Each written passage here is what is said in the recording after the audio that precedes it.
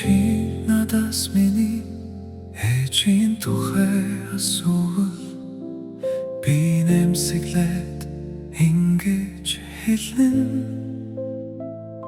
Тэр сайхан сэтгэлтэй, тэр хөгжилтэй, тэрний орж ирсэн өрөө бүр гэрэлдэг.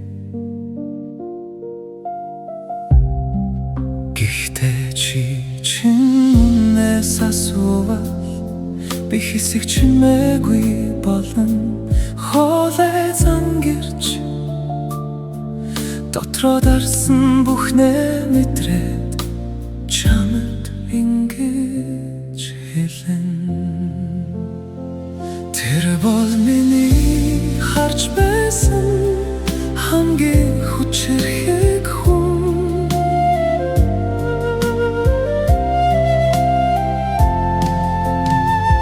Тэр дуугүйхэн зовлон үрж явдгийг би харсан.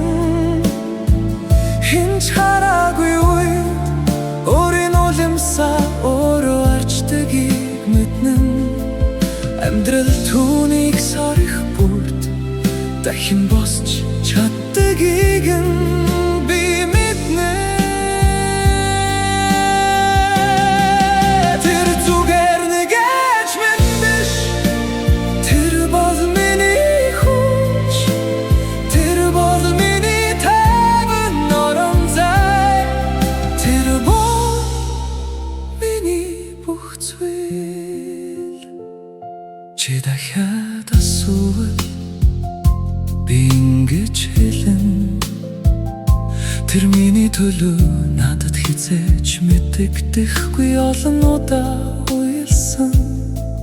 Намайг илүү байлгахын тулд өөрийн дуртай хоолноосоо хүртэл татгалзсан.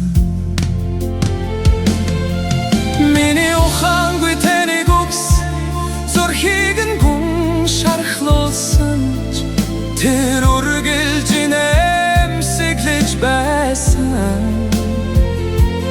Өөрийн мөрөөдлөө ажимаачмаар миний мөрөөдлөөр солисон. Нэгэн цагт намайг